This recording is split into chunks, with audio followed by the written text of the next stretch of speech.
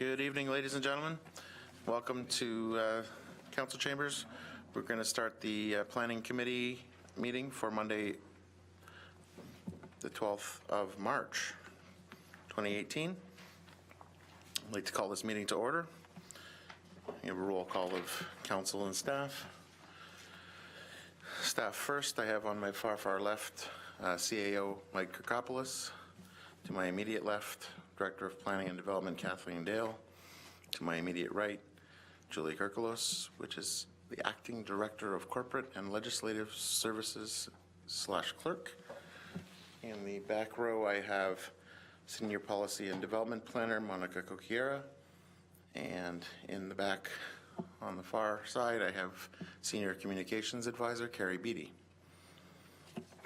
As for council members, or committee members, I have Councillor Paul McPherson on my left, Councillor Rob Foster on my right, and Councillor Lynn Timmers to the right of Councillor Foster. I believe the mayor will be joining us. She is currently not here. Are there any declarations of interest this evening from our committee? Seeing none. Any changes in the order of business detailed in the agenda from the committee members? Seeing none. First of all, we have a public hearing. I'd like to welcome everybody present this evening for the public hearing section of the Planning Committee agenda and advise the following. The purpose of the public meeting is to receive comments from the public and consider questions regarding the official plan amendment and zoning bylaw amendment application by Cuesta Estates and Winery Incorporated, report PL 18-14. Any questions that arise will be dealt with in the final reports, and staff will follow up if required. The Planning Act requires that before passing an official plan amendment, Council must ensure that sufficient information and material is available to understand generally the proposal being considered, and Council must hold at least one public hearing for the purpose of giving the public an opportunity to make representations regarding the proposed amendments. The Planning Act also requires that the Council advise the public that the Ontario Municipal Board has the power to dismiss an appeal if an appellant has not provided Council with oral submissions at a public meeting or written submissions before any official plan amendment is adopted. If you wish to be notified of the decision, you must make written request to the town's clerk. There is an attendance list over by the door for each public hearing, which we would ask all present to sign. Everyone signing in the list will automatically receive notice of Council's decision. Members of the public who come forward to speak during the hearing are also asked to state their name and address and spell their surname for the official record. We stress that at this point no decision has been made, and Council will take in any comments received into their account in their consideration of these items.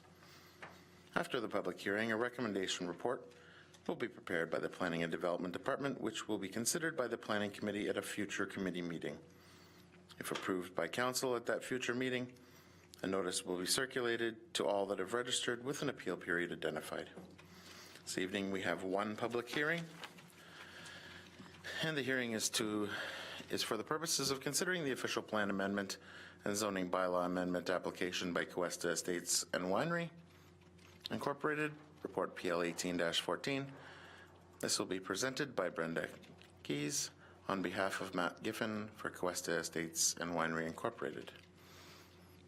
The application requests to permit the adaptive reuse of the former St. Helens Church building into a banquet facility as an accessory use to the bench brewing operation.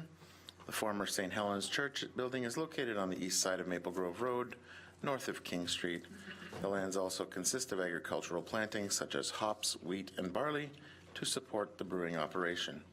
At this time, we call upon Brenda Keys on behalf of the applicant.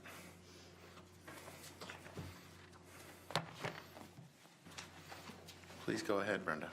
Good evening. Let me just get this going.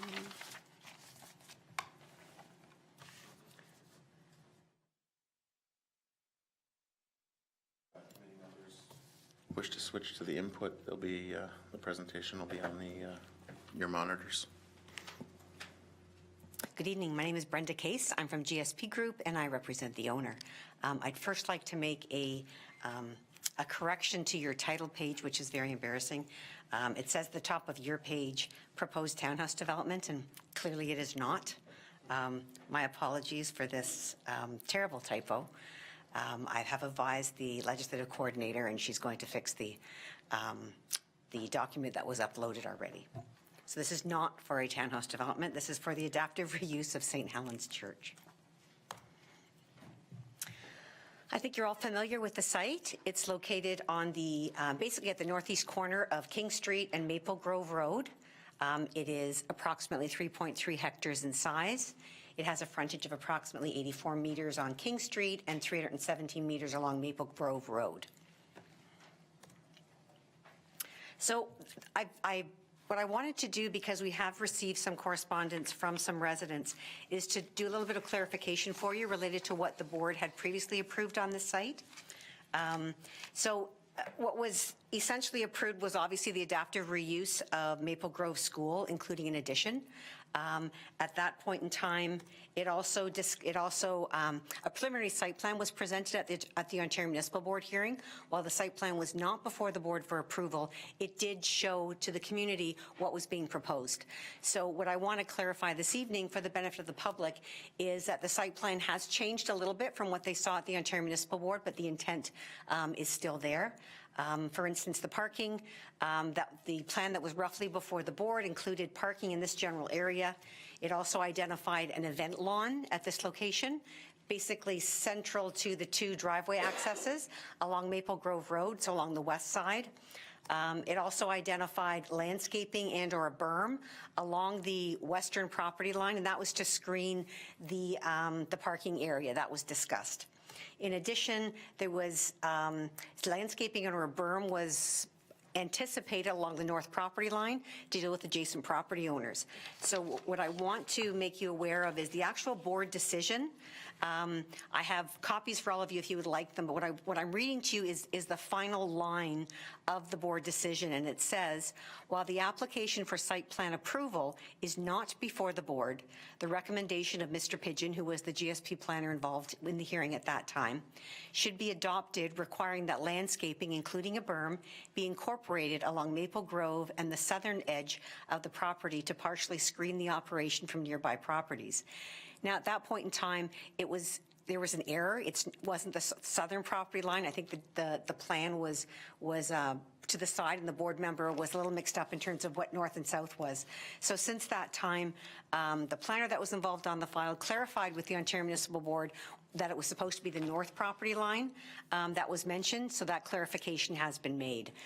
In addition, it wasn't a requirement of the Ontario Municipal Board that a berm be provided. It was a recommendation. So I just wanted to make that clear at this point in time. So at that point in time, in addition, the church was to be used for office purposes. So that's our starting point, essentially, that I wanted everyone to be clear on as we start this application process. So what has changed? What has changed is essentially that here's a large plan of one of the most recent site plan submission that was made. And what we're changing is we're changing the use. We're proposing to change the use of the church from the office use, the accessory office use that's currently permitted, to a banquet facility. And a small addition is proposed at the southeast corner of the building, and the purpose of that addition is to deal with accessibility. So obviously it's a heritage church, and in order to provide a lift or some type of proper accessibility to the building, we have to put an addition on it to do that. We don't want to, it's too difficult to do it internally because of the elevations that exist. So that's the intent of the addition. And in addition, we're moving what was the event lawn that you saw further to the west. We'd like to move it to that location to be in keeping, so the two uses are together. So the banquet facility would also include an event lawn beside it, which would be, anything that would happen there would be in tents. That's the idea. So you'd have an event tent or gazebo and that type of, it's not a structure, but a tent would exist out there. So what requirements have not changed? So that would be the landscaping and or the berm that's required along Maple Grove Road adjacent to the parking. That's still proposed and still going to be constructed. Site plan approval has been, they've been getting incremental approvals related to the brewery, and that has not been constructed yet. So the landscaping and the berm hasn't been put in place at this point in time, but it is coming. In addition, landscaping and/or a berm along the north property line to buffer the existing development from the proposed uses, that's still a requirement. It's not up yet. So I just want to make it clear that we are required to provide that landscaping along the western property line and along the north property line, but it isn't in place at this point in time. In addition, should we receive approval related to our request for the change in use for the adaptive reuse of the church, we will have to go for amended site plan approval, and at that point in time, we can also deal with enhanced landscaping, which I'm going to discuss in a couple of minutes. So I just want to make that clear initially. So in terms of the official plan designation for the property is an agricultural specialty crop designation. It permits, as of right, banquet facilities under 235 meters squared as an on-farm accessory agritourism use. That's associated to the microbrewery. So the official plan provides for that type of use. It's anticipated that those types of things are considered reasonable. However, in this situation, we don't want to build a new building. We want to use the existing church on the property, and the interior of St. Helens already exceeds the 235 meters squared. And as I said, it doesn't meet the accessibility standards. So St. Helens right now, the gross floor area of St. Helens is about 373 square meters, and we'd like to put an addition on as I discussed. So that will exceed the 235 meters squared, and that's why we need an official plan amendment. So requesting approval of an official plan amendment to permit a banquet facility that is 483 meters squared, that addresses the existing size of St. Helens and provides for an addition to deal with accessibility. In terms of the zoning bylaw, the site, as you know, was approved by the Ontario Municipal Board with a site-specific agricultural zone, an A60 zone. A banquet facility is not a permitted use. Accordingly, we have to go for a zoning bylaw amendment to permit the adaptive reuse of St. Helens Church for a banquet facility. So what are the anticipated concerns? I guess obviously the biggest one is based on, and the words are sideways, but this is a north-south orientation for everyone. The biggest concern would obviously have to do with the outdoor event space, which is, I'm not sure if outdoor event space or lawn is the right term. I think that's something we can discuss with planning to find the right term that properly describes it. But the idea is it would be events that would occur in tents. In tents, not intense. So what we thought we need to deal with is clearly noise for the residents to the north. And in order to deal with that, what we're hoping to do is enhance the landscaping and the berm that would be provided in that area you see dotted in yellow. So the area just to the west of that, along the existing driveway, landscaping is intended to be, there are plantings that are proposed along there, but a berm cannot fit. A berm is, in order to get the proper slope, et cetera, we would have to eliminate that driveway altogether, and we'd like to still keep it for maintenance purposes. So on that basis, we think we can really focus the landscaping and with a berm along that north property line. So what is it going to look like? This is an artist rendering. It's still at a very preliminary level. It doesn't deal with the grading very well, and it does not show a berm at all. So I just want to let you know, we wanted to just give you an idea of where the addition was going to be proposed and how it would look from the various views. So that area that it looks like a glassed-in area, that's exactly what we want to do, but it hasn't been designed yet. So you can't really see the interior because it hasn't been designed yet. But that's the intent. We want to make sure we maintain the heritage character, and that's why we don't want to, we want it to be glassed in so you can still see through it and see the original wall in that area. So that's the glassed addition, and that area where the arrow shows is where we want to have the events. And when you see those trees in behind, that's where we think we could do some enhanced landscaping and a berm. So if we look at it from Maple Grove Road, this is what the residents that would located further north of the brewery would see. The idea is that they wouldn't see the addition. You can see here. That driveway would remain, and this is where we're proposing to have the landscaping within the small area that exists, as well as enhanced landscaping to ensure that that area isn't visible. And from the front, no changes are proposed at the front of the church, and we are very open to discussions for a future heritage designation of the site. So I think what we want to make sure of is that when you're driving along Maple Grove School, it still looks like Maple Grove Road, that it still looks like St. Helens Church. And that's all I have for now, and I'd be happy to entertain any questions you may have. Thank you very much. Appreciate you coming in and explaining that. Any questions from the committee at this point? Seeing none, thank you so much. Thank you, sir.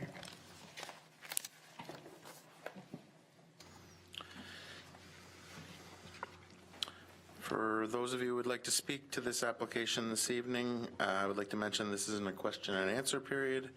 Rather than all comments made tonight will be part of the submission considered for the final recommendation staff report. So please keep your comments brief and to the point. Is there anybody here this evening wishing to speak to this application? Please come forward. Please state your name and address and spell your last name for the record. Hello, my name is Natalie Nuys, N-U-Y-S. I live at 4168 Maple Grove Road. My house is directly across the street from St. Helens Church. So I guess my comments would be my concerns. So I guess I would be concerned of noise level because I look directly at the church, so the berm wouldn't make any difference for us at all because it's on the wrong side. And like when my neighbor who lives next door to me sneezes, I hear it. It's, you know, we live in the country surrounded by great fields, so the noise travels. The other concern I would have would be traffic and safety concerns, just how many people are going to be going in and out of the building at various times of the day, and noise levels at the evening, and also I also am concerned about lighting. For example, how many bright lights will be surrounding the buildings. And those are my main concerns. Okay, thank you. Are there any questions from committee?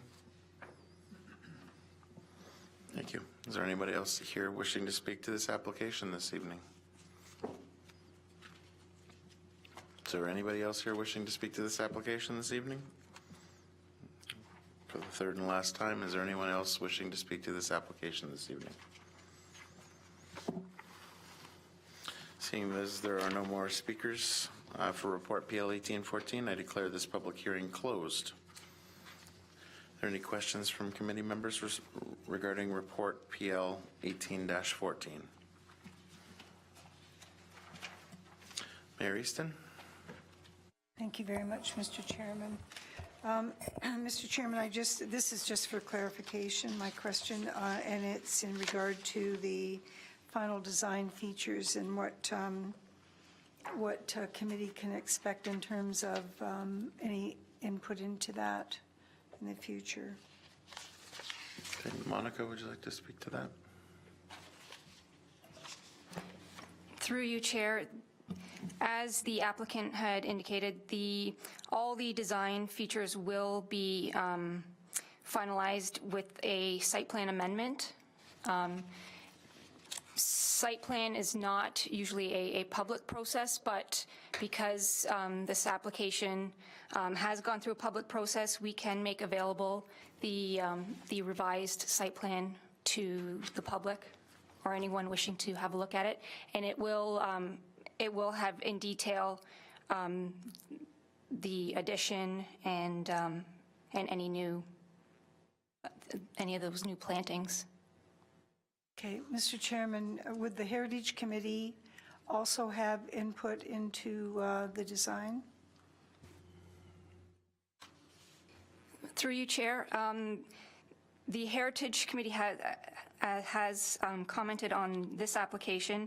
I can bring to the Heritage Committee, once they have submitted a site plan application, I can bring it to, just as the public can view it, I can bring it to the Heritage Committee as well. Okay.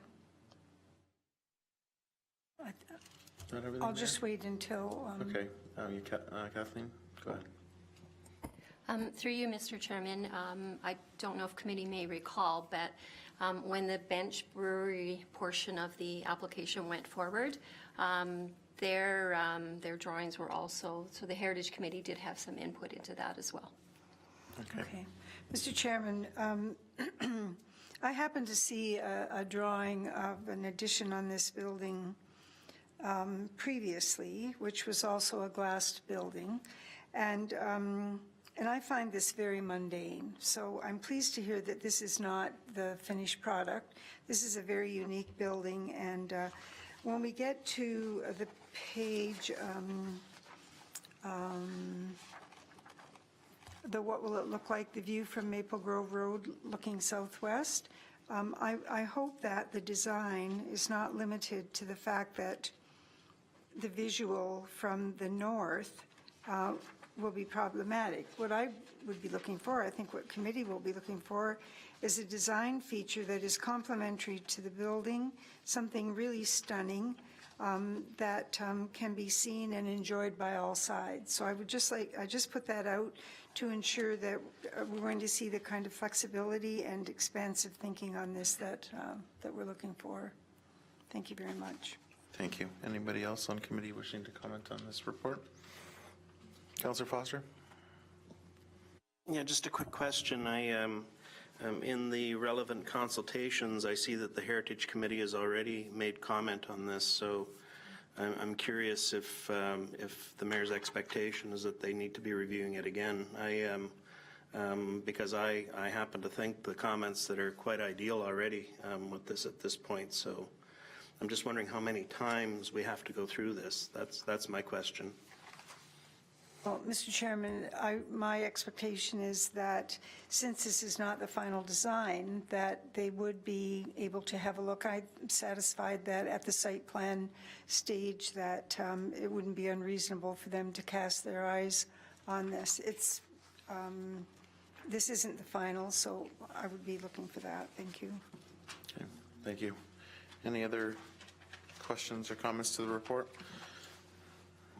I have a motion moved by Councillor Timmers and seconded by Councillor Foster that for reasons outlined in PL 18-14, it's hereby recommended that this report regarding the official plan amendment application PLOPA 20170200 and zoning bylaw amendment application PLZBA 20170201 in the name of Cuesta Estates and Winery Incorporated be received for information, and that a recommendation report be prepared once all comments have been received and issues have been addressed.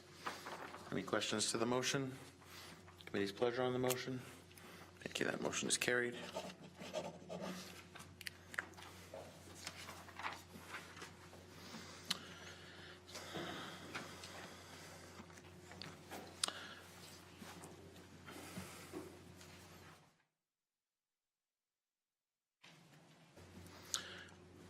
Next item on our agenda this evening is report PL 18-15 zoning bylaw amendment application 4888 Ontario Street by Lezac Niagara Limited. Are there any questions from committee members regarding this report?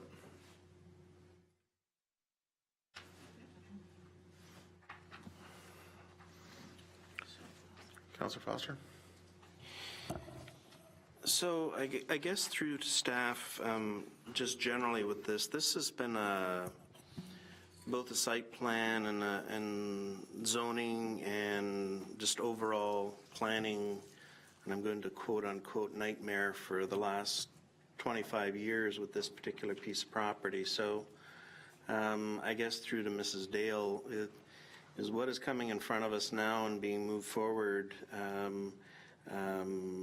First of all, are staff satisfied this is the best this is going to get? And second of all, are we satisfied there isn't going to be, a flurry of changes that are coming back in again, as has been typically the past case with this?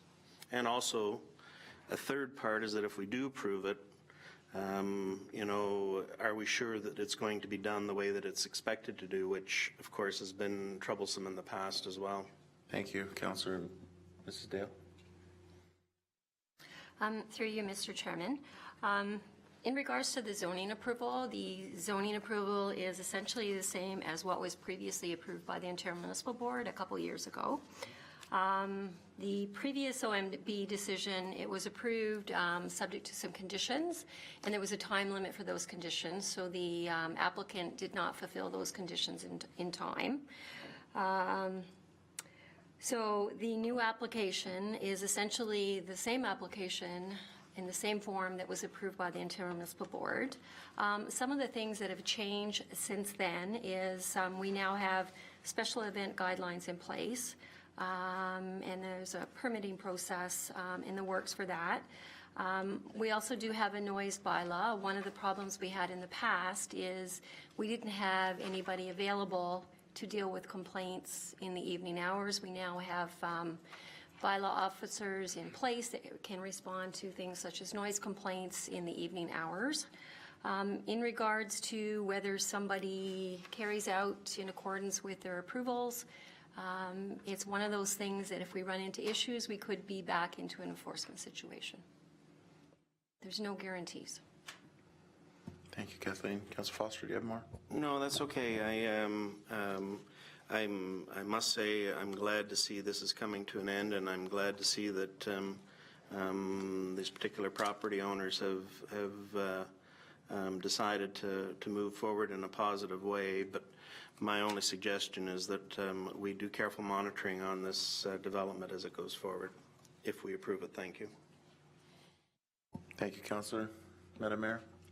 Mr. Chairman, I just wanted to follow up with Councillor Foster's comments, and my comment is really in regard to the title on the gravel driveway. I do remember having quite a lengthy conversation with the adjacent property owner. There were some pretty egregious things that went on with the removal of trees and other behaviors that were particularly troublesome. And do we feel that it will be possible to actually resolve that title issue, and would it have any bearing on this proposal? Mrs. Dale? Through you, Mr. Chairman, just to give you a bit of background on the title issue between two of Mr. Lyzak's properties that the neighbors have easements or rights of way over. At the moment, those are what I'm going to call no man's lands because they were left off the title of a previous property years and years ago. So to resolve that, you've got to go through some sort of court process, and somebody will end up with the lands. I know Mr. Lyzak did try and work that out with the neighbors. For whatever reason, they couldn't come to a solution. In regards to when you sometimes have neighbor issues, those are some things that are somewhat difficult for the town to control when one neighbor does things to other people's properties. That's really sort of outside of the jurisdiction of the municipality. In regards to the driveway, this particular owner has to go through site plan approval, and probably the best option is to have the driveway directly off of Ontario Street if possible, rather than have it over a piece of land that is a right-of-way that the current owner does not have title to at the moment. Thank you, Mrs. Dale. Madam Mayor, is that Yeah, sufficient? that's very helpful. Thank you very much. So there's an interim resolution that we can influence, and we don't really need to worry about this. They can go to court at their pleasure. Great, thank you. Any other questions regarding the report? Okay, I have a motion moved by Councillor Timmers and seconded by Councillor McPherson. And for reasons outlined in PL 18-15, it's hereby recommended that the zoning bylaw amendment application, PLZBA 20160040, in the name of Lyzak Niagara Limited, be approved and presented to Council for approval subject to the following conditions. That parts 1 and 3 of the subject lands be merged in title prior to site plan approval. Any questions to the motion? Committee's pleasure on the motion? The motion is carried. Secondary to that particular motion, we have another motion moved by Councillor Timmers and seconded by Councillor Foster that the Planning Committee has considered all of the written and oral submissions and agrees with the planning report analysis and recommendation and finds that subject to the conditions of approval, this application meets the Planning Act criteria, is consistent with the provincial policy statement, and complies with the growth plan, the Niagara Region official plan, and the town official plan. Committee's pleasure on that motion. Thank you. That motion is also carried. Next item on our agenda this evening is PL 18-16, zoning bylaw amendment application for temporary use by 534754 Holdings Limited. Are there any questions on the report from council or from committee? Councillor Foster? Just a quick comment, and I believe when we went through this originally, and you know, the multiple times that we've done this as well, this is this has come back multiple times, but I was pleased in the last meeting that we went through with the owners of this property, the new owners, that hopefully this is going to resolve itself over the next couple of years, because it really truly is out of rules. And I mean, we have been doing this temporary thing as long as I can remember, so but it does need to get cleaned up. So Very good. Thank you, Councillor. Any other comments or questions to this report? Seeing none, I have a motion moved by Councillor Foster, seconded by Councillor Timmers, that for reasons outlined in PL 18-16, it's hereby recommended this report regarding the zoning bylaw amendment temporary use application, PLZBAE 20170193, in the name of 534754 Holdings Limited, be approved subject to the following conditions. A, that the owner enter into a temporary use agreement with the town, including any requirements of the region, and to ensure that the hoop houses will be properly removed or set back upon expiry of the temporary use bylaw, and that the applicant and staff work towards abandoning the consideration of future temporary agreement extensions for the subject lands. And B, that the owner provide a copy of the maintenance contract for the Waterloo biofilter system and sample results that be submitted to the Niagara Region Planning and Development Services Department. Any questions to that, Madam Mayor?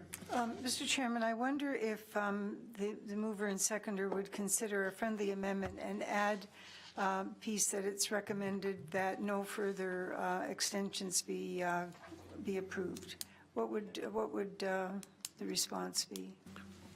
Kathleen, can you respond on the possibility of that? Through you, Mr. Chairman, because this is a zoning application, the applicant always has the right to apply. At that time, council can decide to either approve it or not approve it. If you look at the recommendation, the intent is there is a clear message that, you know, this is the last time council would like to see this. Okay, thank you very much, Mr. Chairman. I won't push the issue. Very good, thank you. Committee, Councillor McPherson. Thank you, Mr. Chair, and further to that, we did have a discussion on that subject when they came forward, and we did talk about the life expectancy of these hoop houses and when do they go away. So it was clear, I think, to the delegation that we were not interested in a renewal of this particular zoning change. Great. As a temporary use, I believe, yes. Yeah, so, yeah, thank you very much. So I've read the motion. Committee's pleasure on that motion. Thank you. That motion is carried. And as a second portion to that particular motion, moved by Councillor McPherson and seconded by Councillor Timmers, the Planning Committee had considered all the written and oral submissions and agrees with the planning report analysis and recommendation, and finds that the subject to the conditions of approval, this application meets the Planning Act criteria, is consistent with the provincial policy statement, and complies with the growth plan, the Niagara Region official plan, and the town official plan. Committee's pleasure on that motion. Thank you. The motion is carried. Sorry. Next item on our agenda this evening is report PL 18-17, Ministry of Agricultural, Food and Rural Affairs, implementation procedures for agricultural system in Ontario's Greater Golden Horseshoe. Are there any questions from committee regarding this report? Madam Mayor? Mr. Chairman, I don't have a question, but there is a companion document to this which Councillor Hodgson brought to Corporate Services. And it was my understanding that it was to be circulated immediately to the municipalities. I take it that we haven't seen that?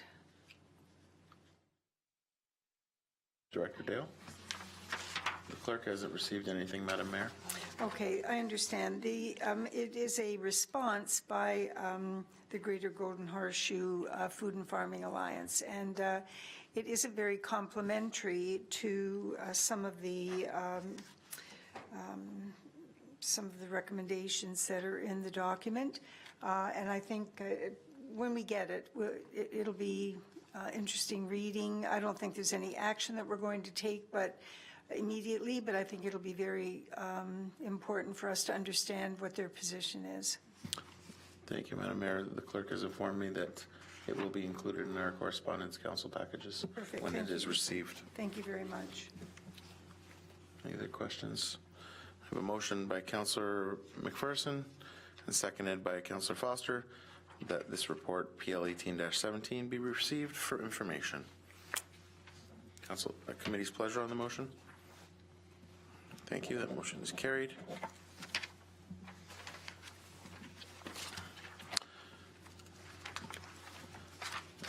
The last report this evening is PL 18-18, Lincoln Fairgrounds Pilot Parking Program. Are there any questions from committee on this report? Councillor Foster. Okay, thank you.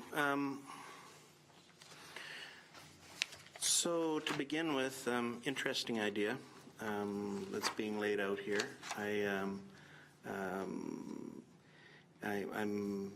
I have to admit, I'm going back through my memory bank and trying to figure out the genesis of this and doing it. But be that as it may, a few things with this, and I'm glad Councillor Regina is here this evening as well, because I have to admit, concerns about parking have all but dried up over the course of the last about 8 months for both of us, I believe.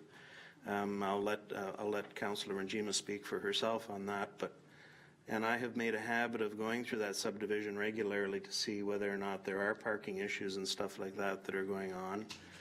Now, I'm not an expert on traffic. I'm not an expert on this. I'm certainly not our public works staff. I'm certainly not our community services staff. But to be perfectly honest, I have not seen the level of problem that we did see at one particular point in time. So I applaud staff with bringing this forward, because this at least gives the impression that you know, there's something that's being done.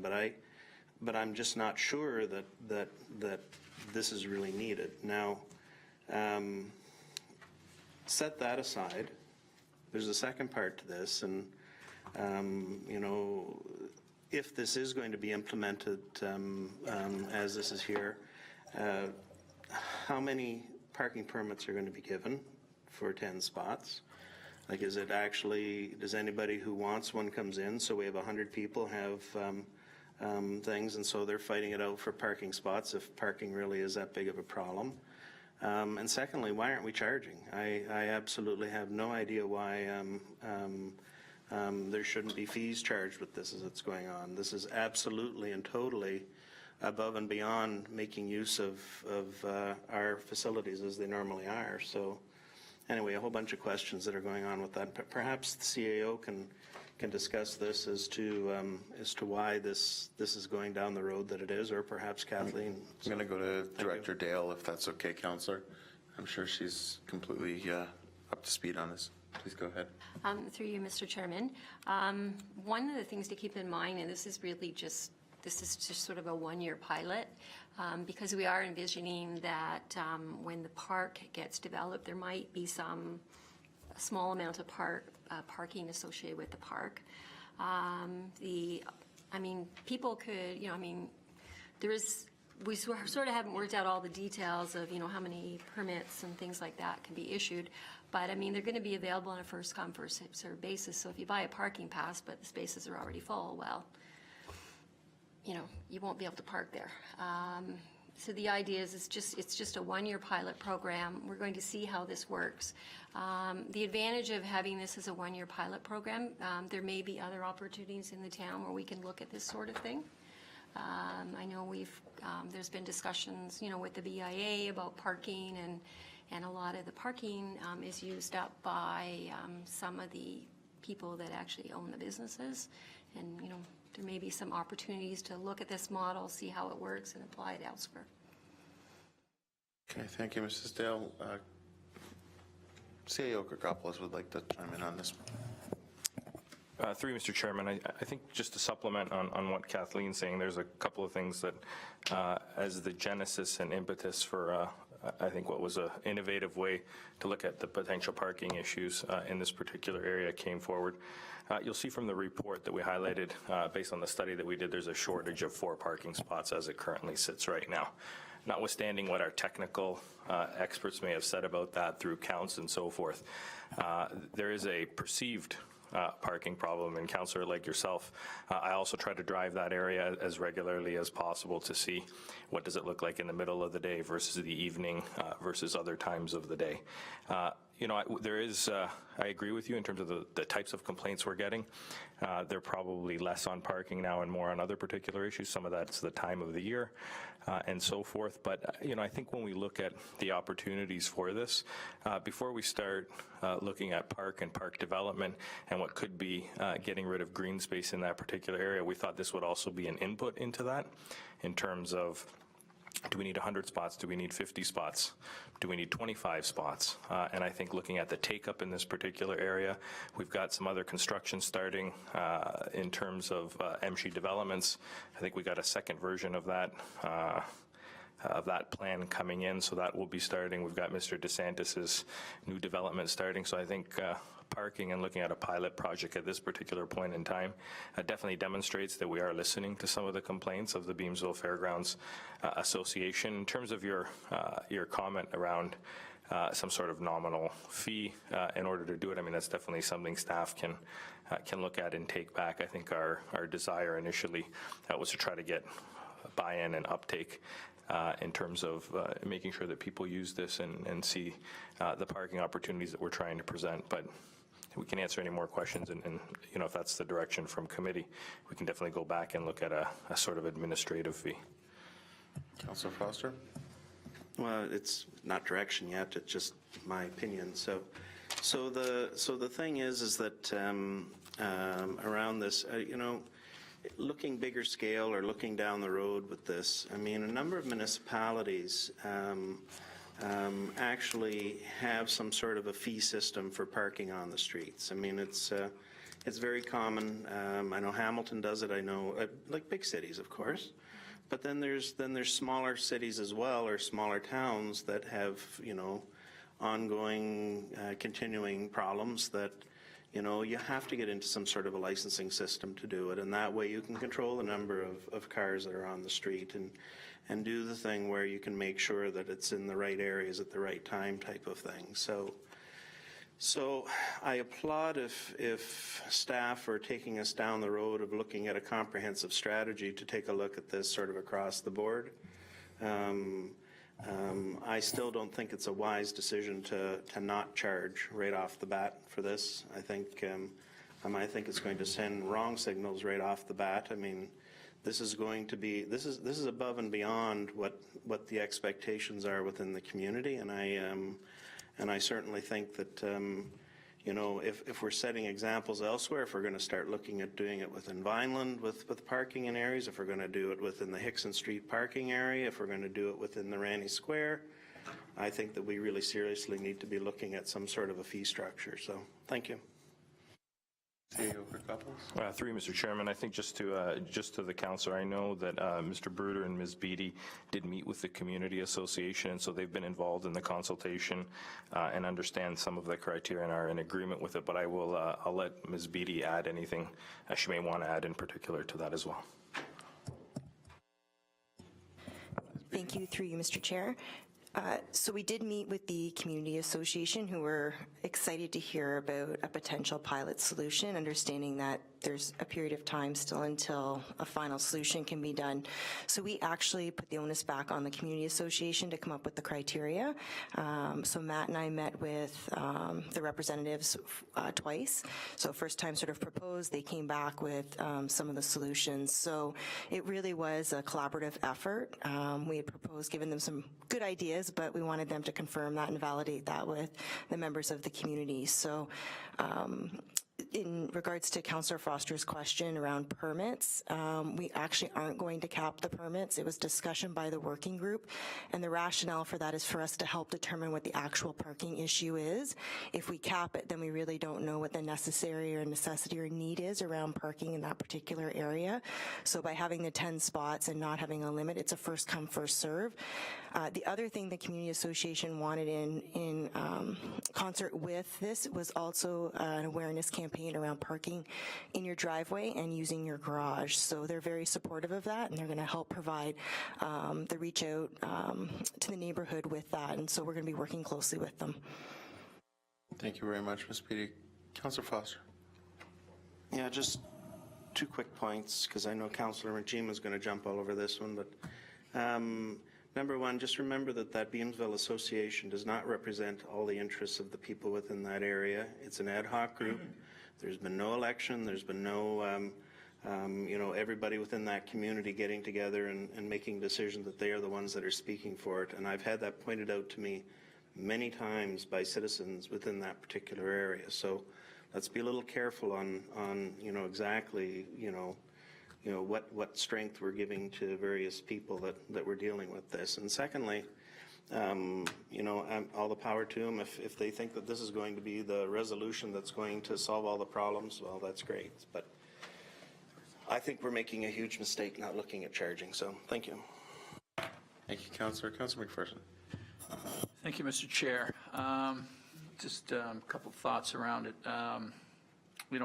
There are some things I like in this. I think it's creative. I think that, and also it's a pilot. I like those 2 things. We have got more construction coming in this area that I think is going to put pressure on parking in general. There's the seniors home, as well as the DeSantis development right behind Krabby Joe's that are still to come.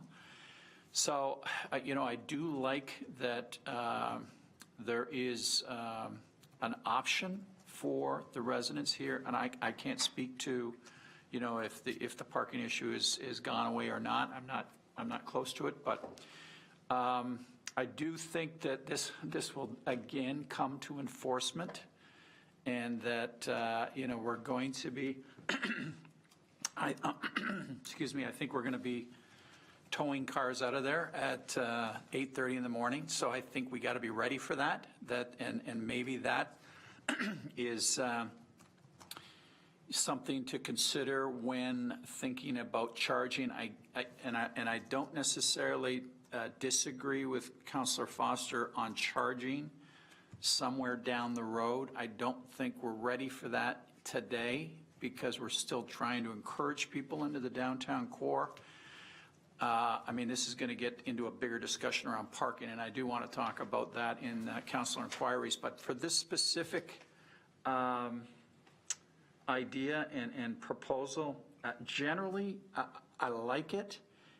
It's got a timed period. I think it's going to be up to Mr. Collins and his group to enforce.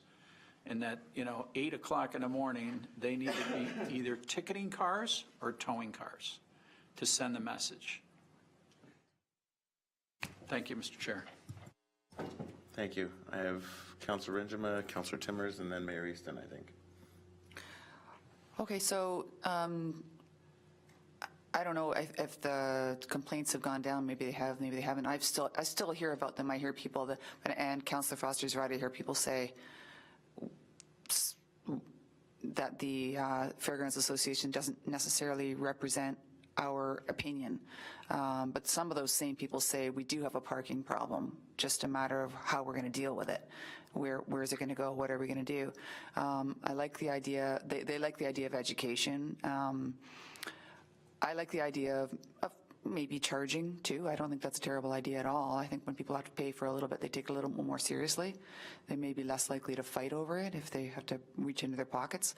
And I'm thankful that somebody's making an effort to do something about, I think, something that we all kind of agree is a bit of a problem in that area. And a good point, Councillor McPherson, about construction being ongoing, and if this ends up being a temporary kind of solution, then that's great too. So I don't see any harm in it, and I think probably charging a little bit is not a bad idea. Thank you. Thank you, Councillor. Councillor Chambers? Thank you, Chair Thompson. When I first saw this, I thought, the report states that there's 4 on-street shortage, 4 parking spots. Like, that's, to me, is not a huge issue. Like, who are these cars? Are they visitors? Are they people that have 3 cars? Or is it a car of somebody who's using their garage and not putting their car in? And so now if we give them 10, they're going to be lining up for those spots.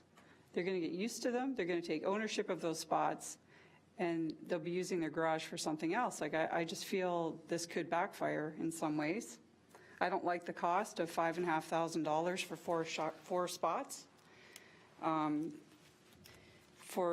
To me, it doesn't seem like that is a big issue. 4 spots. I'd like to know who they are. Are they visitors? Like, do we need just visitor parking, not overnight parking? I understand what, this pilot is trying to do, but I'm just not sure that this is the right way to go about it, because we need to start looking at everywhere else where there's a parking shortage. Are we going to be picking it up every time there's a parking shortage in an area? Like, why are we paying for that? It shouldn't be happening in the first place.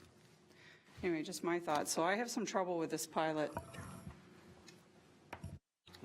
CAO Kirkopoulos. Through you, Mr. Chairman, I think the comments that I'd offer back to the councillor, we deal, and you've heard me say this before, we deal in the world of perceptions. And so I think on countless occasions, staff have been before council, all of council, sharing information on parking strategies, sharing information on where we stand from a parking perspective.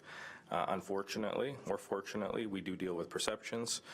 And so while some of the individuals and some of the parking are visitors, some of it is overnight, we are going to have much more of a construction-centric zone in that particular area. And I think the big impetus, before we spend extensive dollars, hundreds of thousands of dollars paving over green space in that park, this is really meant to be some data and evidence that we can collect that goes into that decision making, because we can have a consultant come before us and look at best practices, look at what parks of this size in what I'm going to call smaller downtown urban centers would likely have, but until we have some data, until we actually see how many people are using the parking, that really is our impetus. There is definitely an element to this of hearing from residents, albeit they don't necessarily represent everyone, but there is a desire in that particular area to look at parking. And I think what we're doing is looking at a low cost, what I'm going to call a very low cost pilot project before we go and spend significant dollars in terms of the budget allocation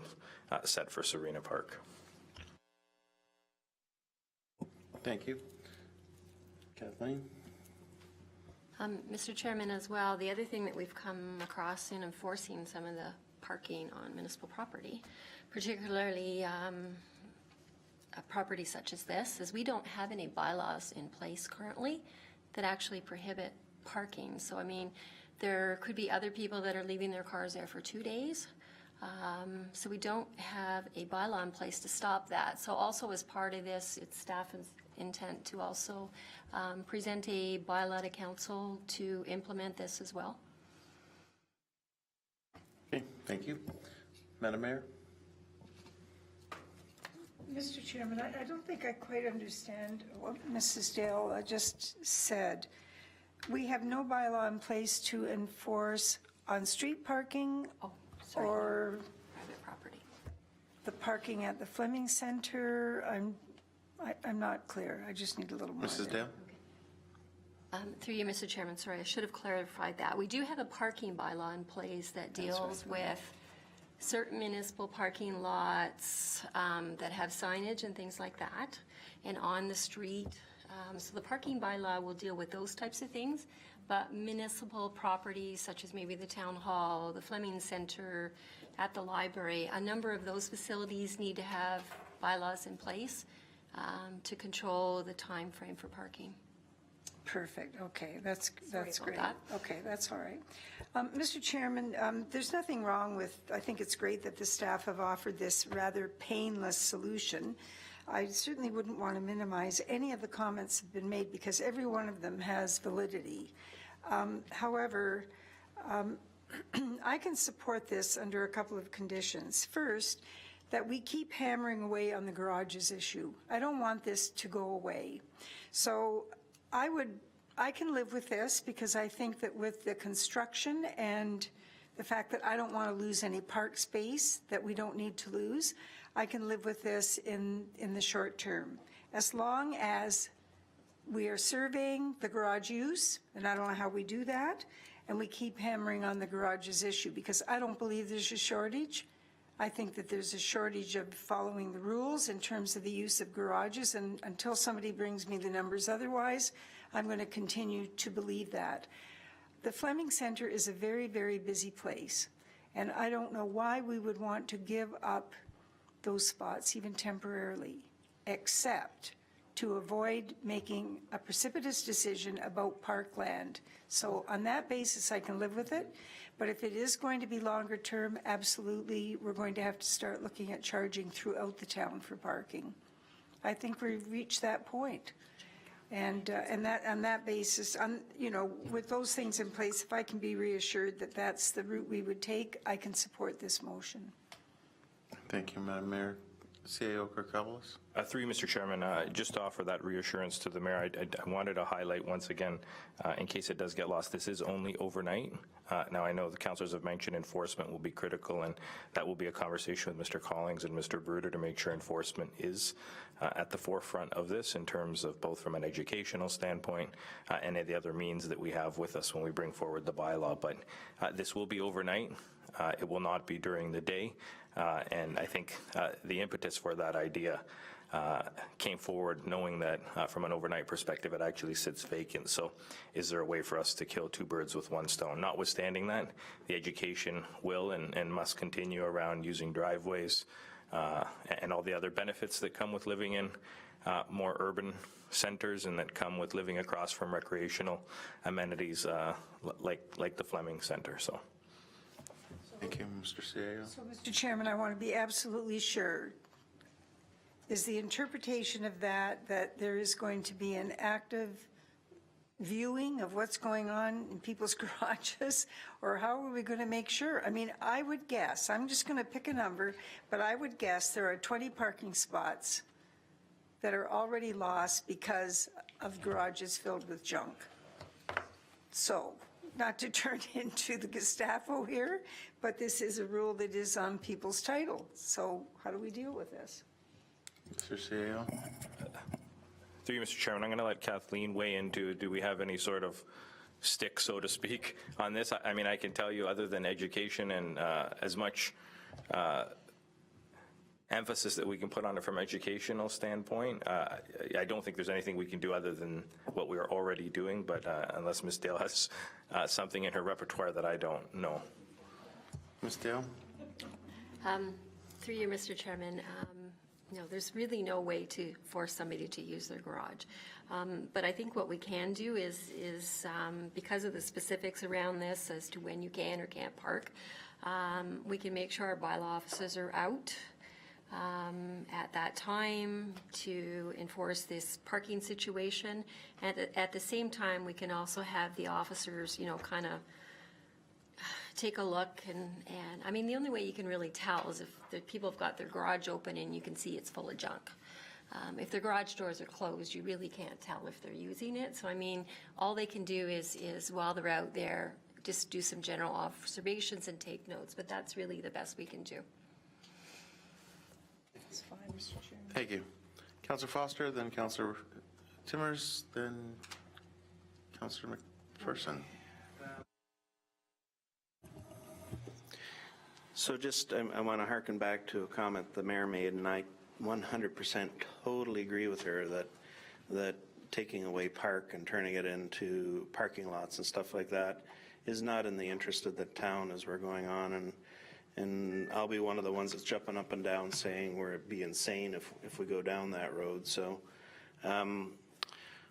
but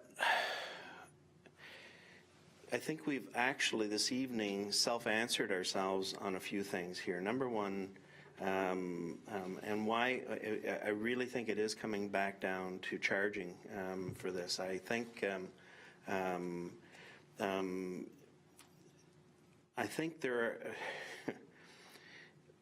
there are situations within the province where this has backfired, okay? And in fact, the parking has got worse. And, you know, just actually, I was just having a discussion with our clerk here about this, and apparently this is exactly what happened in Burlington when they didn't charge for this type of parking. And it wasn't until they actually charged that it actually turned itself around and started to straighten out the problems.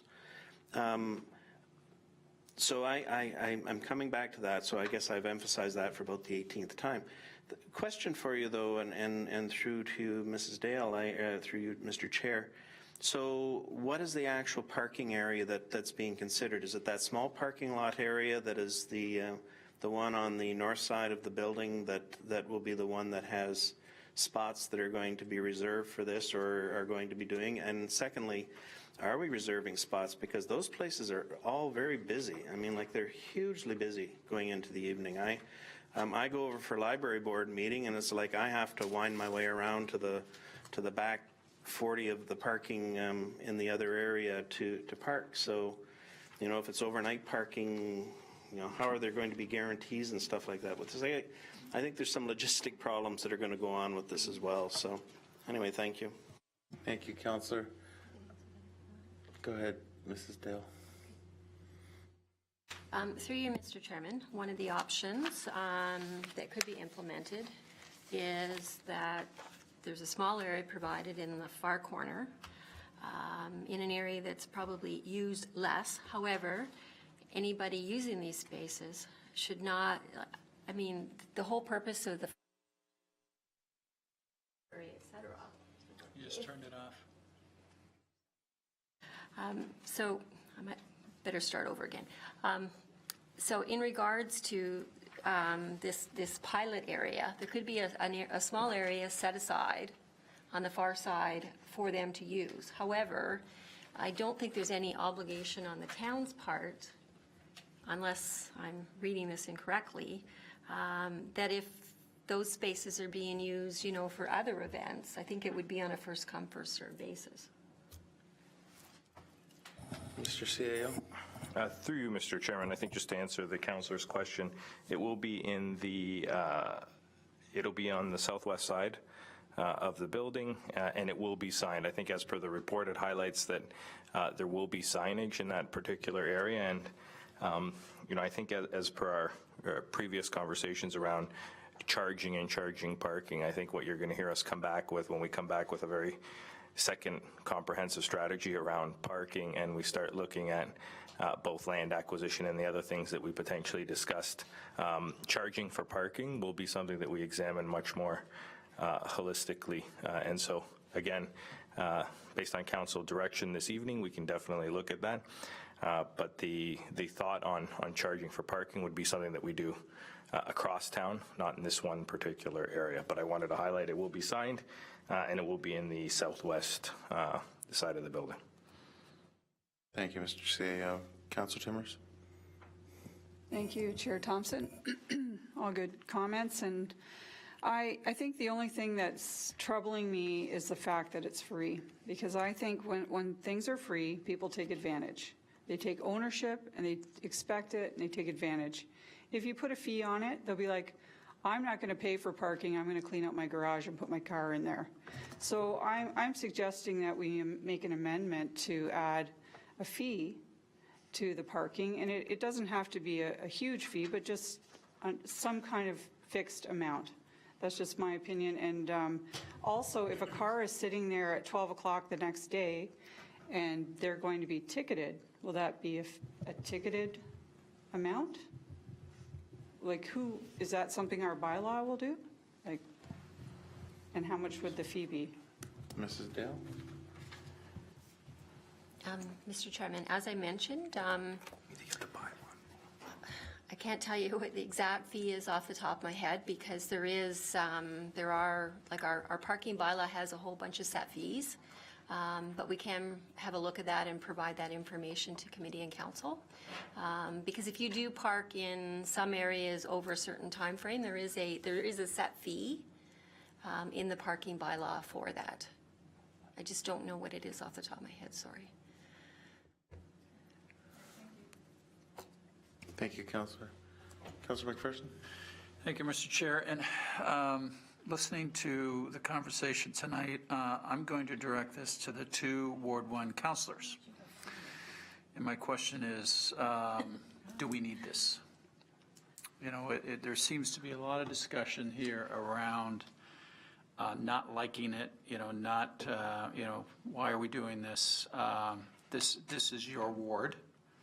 You know, this is an option, and I certainly don't want to vote in favor of it if it doesn't fit for you two. There was a lot of discussion going back 6, 8, 10 months ago about parking in the area, and it seems, at least with Councillor Foster, to have subsided somewhat.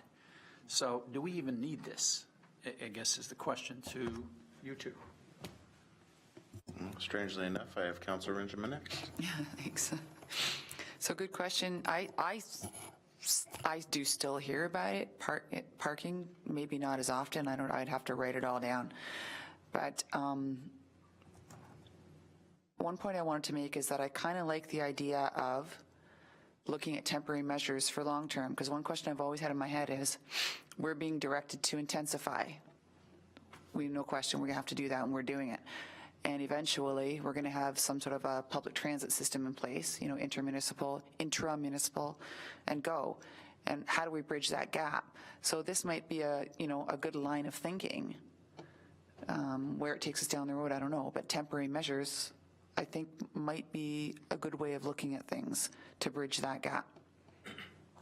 And one more thing, as an aside, Niagara-on-the-Lake made $1.75 million this year on paid parking. Okay, thank you for your financial update from Niagara-on-the-Lake. Councillor Foster? Yeah. I actually really appreciate that question from Councillor McPherson. We've so many times dealt with issues around the horseshoe, and the councillors from particular areas have brought forward issues, and then we got machine gunned by, you know, Dave and the guys from Ward 3 because, you know, they don't know what the hell's going on Ward 1. So, no disrespect, Chair.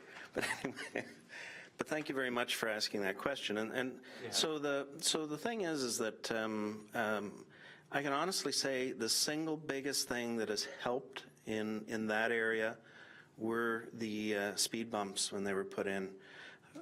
Everybody fell in love with that. And in fact, when we had our ward meeting, it was last September, October, Diane, I think. And the CAO was there as well. The reality is that was the thing that everyone was talking about, the fact that it had slowed people down, the fact that it had made the whole area much safer type of thing.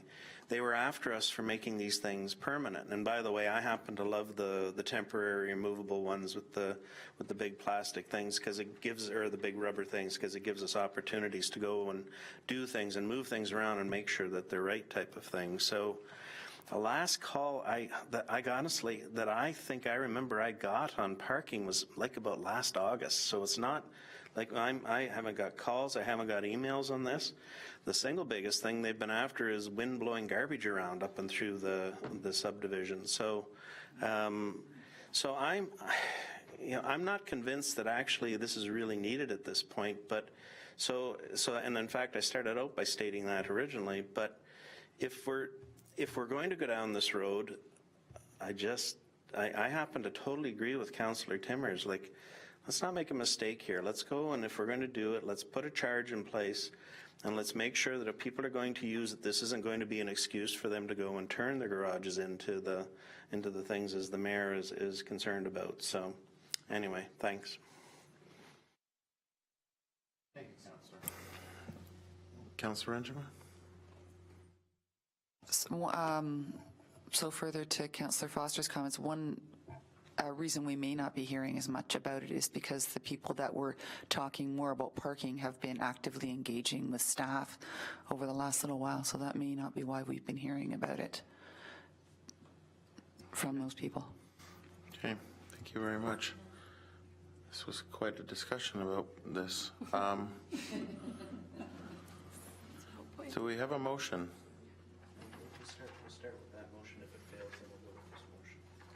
We'll start with this motion and then, okay, very good. So I have a motion moved by Councillor Timmers and seconded by Councillor Foster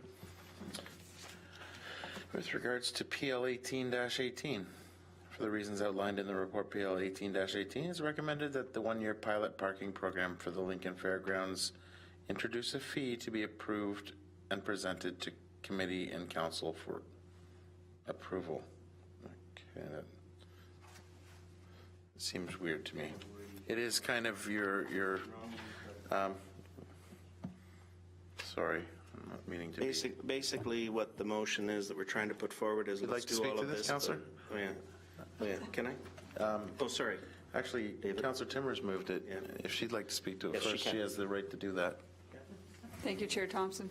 You know, I think it's a good pilot, and I think we can learn by it, and we'll see how it works, but I just want to see a fee put on those parking spots so that the people that are using them are serious about it and need it and will pay to have it.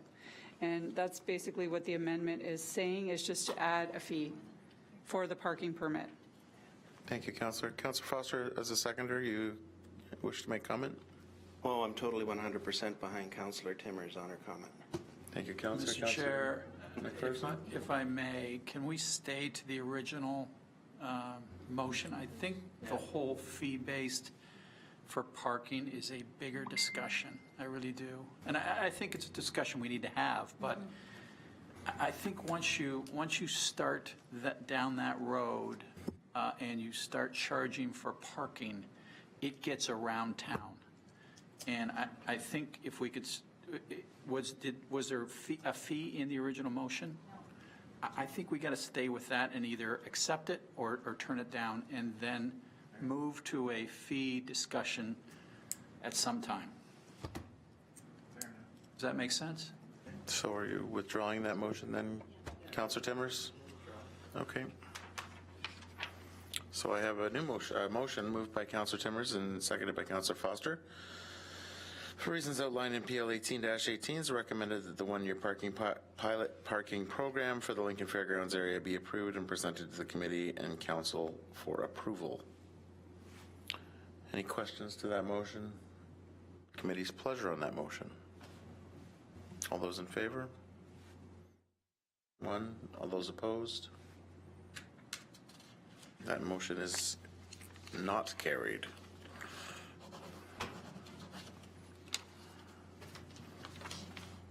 So, Mr. Chair. Councillor Foster, go ahead, please. May I make a recommendation to staff? We do have, and I know it's a little late, and I know the clerk will probably yell at me, but we have a meeting on Wednesday evening as a business committee of the whole, and or in another week and a half. So would it be okay to bring this back with the concept of a fee going on with it to be discussed at that particular point in time? I can consult the director on that. Mr. Chair, the only, if I may, Go ahead. I'd love to be in on that discussion, and I'm away next week. So there is a economic development committee of the whole in April. And go ahead and have the discussion without me, but I just, with the BIA involvement and all of that, I think. Perhaps we could just defer it to next month Yeah. and planning Don't committee mind, and deal with it then. Councillor Foster? If that would suit the committee's favor that we defer this particular thing to next month? Mr. CAO? Through you, Mr. Chairman, I mean, at the end of the discussion, whatever the discussion is this evening, following my comments, just some clear direction on what it is we're coming back with next month based on, or any different than what we've just presented to you now. And if it is the incorporation of a fee, then we can do that. If it's a broader discussion on fee structures across the municipality, I'm not sure we're going to be ready to come back next month. So committee, what are we looking for here? So I do not see a need for this to be done yesterday. So may I suggest that we provide guidance to staff to come back with options on this about fees to go along with this particular item for our planning committee meeting next month. But then also, you know, the broader discussion on fees across the board perhaps be brought to the Economic Development Committee in whatever the heck it is, April, for a more fulsome discussion, because that one has to go on at some point too, right? So. Thank you. CEO Kokopoulos, is that timeline for that particular stuff coming back? Through you, Mr. Chairman, I mean, absolutely, as it relates to this particular one, I don't think coming back next month for a broad-based discussion, or maybe not even, I'm going to suggest this term, in terms of where it falls on the priority list and all the other projects we're coming back with, looking at a parking fee report. I think there's some other things that need to come before that, and that probably is the parking strategy, the implementation of the parking strategy, and as part of that, looking at a fee structure. So if you want us to come back at next month's committee, as it relates specifically to this pilot and a fee structure around this particular pilot, then absolutely we have enough time to do that. Okay. Councilor McPherson, you have? Yes, for the downtown core anyway, we have been working with Mr. Collins through the BIA on a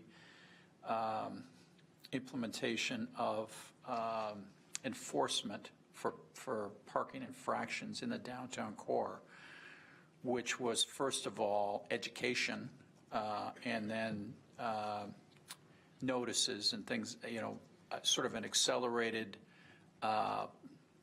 enforcement to get to a ticket down the road. But through the BIA, their interest was more in let's make people aware that we're watching and we're going to eventually ticket, but we're not, you know, getting in there and strong-arming parkers today. So it's something that we eventually want to get to. Okay, Councilor, I appreciate where you're going with that. Certainly, I think staff is just looking at this time for direction on what they're coming back with next month. So, yeah, go ahead, Councilor. So if we're not going to have the bigger discussion, then it's probably not even worth bringing this motion back until such time as we've got that figured out. So this might not even result this term. It might be going into next year. So, I mean, we've already defeated this.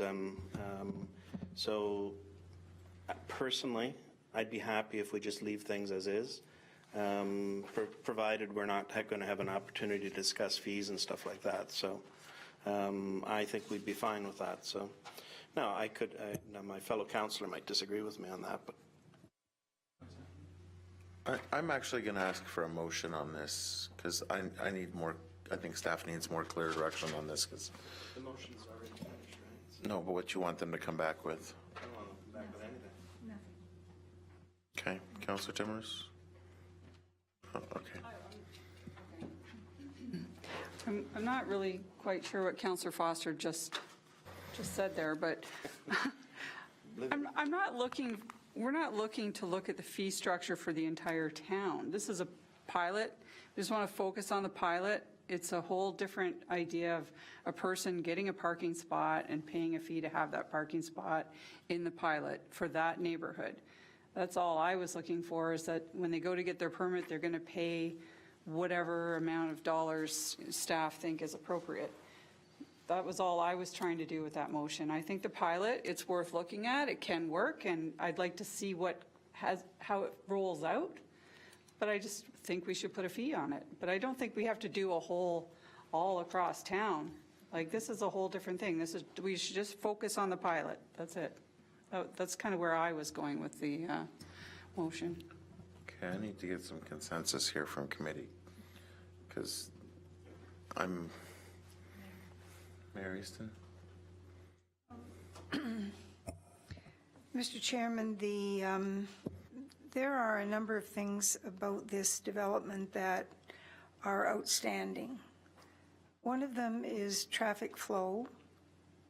One has to do with the west gate, which is going to have to be dealt with. We certainly don't want to deal with that now, but I think there's issues that are going to require a lot of discussion, and we just need to leave this alone for now and not create any work for the staff that is unnecessary.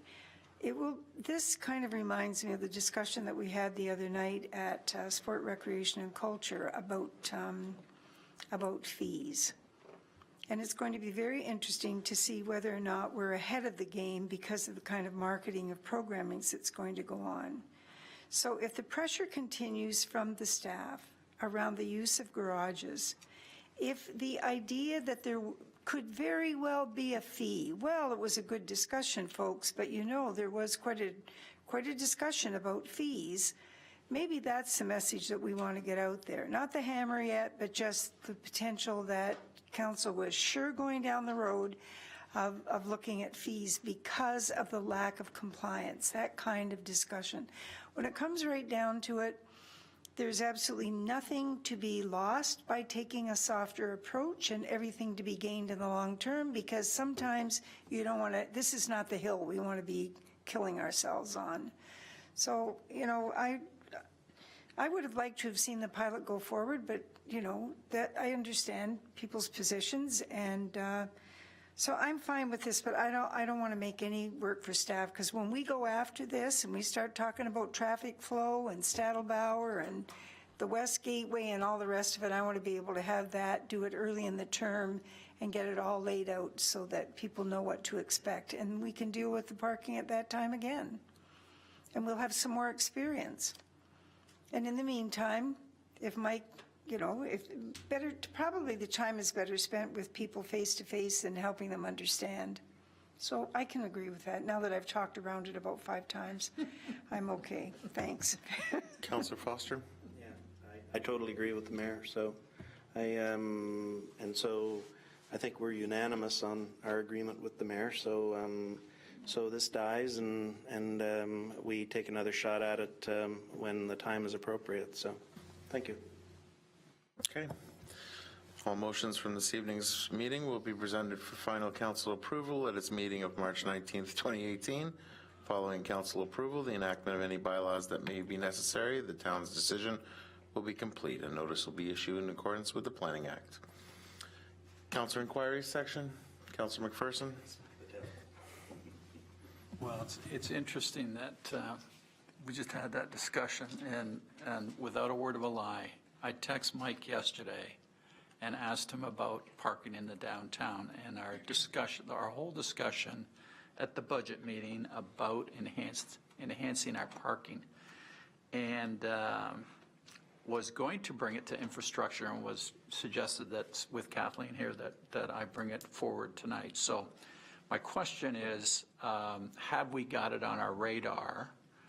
You know, I think we talked about three improvements to parking. One was on Beam Street by the museum. Another one was, I think, on Hickson. And then the third, I believe, was the underground parking with no frills. So we're now into March, you know, and we committed to do this year. What is the plan? Thank you, Mr. Chair. Thank you. And Kathleen, if you'd like to address it, or if you need to come back with more details after, that's fine too.